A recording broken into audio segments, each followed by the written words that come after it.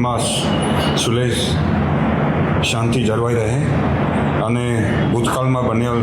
ખૂન, મહાવ્યથા અને અલગ પ્રકારની જે શારીરિક સંબંધીના ગુના છે, આ ગુના પર અંકુશ આવે તે હેતુથી સુરત સિટી ક્રાઇમ બ્રાન્ચ તરફથી એક ઓપરેશન રેમ્બો શરૂ કરવામાં આવેલ હતી. આ ઓપરેશન રેમ્બો અંતર્ગત સુરત શહેર ક્રાઇમ બ્રાન્ચ દ્વારા વિવિધ ટીમો બનાવી વિવિધ વિસ્તારોમાં અસામાજિક તત્વો, રીઢા ગુનેગારો અને લોકલ ગેંગ બાબતે તારીખ 1/7/2026થી સઘન અને ઝીણવટ રીતે માહિતી એકત્રિત કરી અસામાજિક તત્વો અને રીઢા ગુનેગારો પાસેથી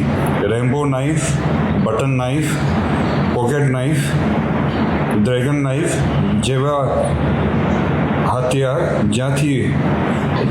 હથિયાર મળેલ અને અલગ અલગ ઓનલાઈન પ્લેટફોર્મ આ પ્રકારની જે તીક્ષ્ણ હથિયારના જે વિક્રેતા કરવામાં આવે છે, આ અલગ અલગ ઓનલાઈન પ્લેટફોર્મમાંથી ઇન્ફોર્મેશન એકઠા કરીને ક્રાઇમ બ્રાન્ચ દ્વારા આ જે શંકાસ્પદ જગાઓ પર રેડ કરવામાં આવી અને રેડ દરમિયાન ખૂબ જ સફળતાપૂર્વક 100 જેટલા અલગ અલગ સીઝ કરવામાં આવેલ છે અને 17 જેટલા અસામાજિક તત્વો અને પૂર્વ ઇતિહાસ ધરાવતા ગુનેગારોને પોલીસે આગળની જે કાયદેસર કાર્યવાહી કરવા માટે ક્રાઇમ બ્રાન્ચમાં પૂછપરછ કરવા માટે લાવેલા છે. અને આ ક્રાઇમ બ્રાન્ચના જે એનાલિસિસ અને વિશ્લેષણ દરમિયાન આ ધ્યાને આવેલ છે કે 17 ગુનેગાર પૈકી 15 ગુનેગારના વિરોધમાં ગુનાહિત ઇતિહાસ ધરાવે છે અને આમાંથી 15 જે વ્યક્તિ છે આના વિરોધમાં શહેરી સંબંધીના ગુના છે. તે પૈકી 5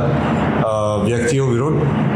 ખૂબ જ ગંભીર પ્રકારની જે ગુના 307 અને 302ના ગુનામાં પણ અગાઉ સંડોવાયેલ હતા. અને ક્રાઇમ બ્રાન્ચને 1000 જેટલા તીક્ષ્ણ હથિયારના વેચાણના જે ઇન્ફોર્મેશન મળ્યું, આમાંથી પહેલે તબક્કામાં વેરીફાઈ કર્યા પછી અત્યાર સુધી 100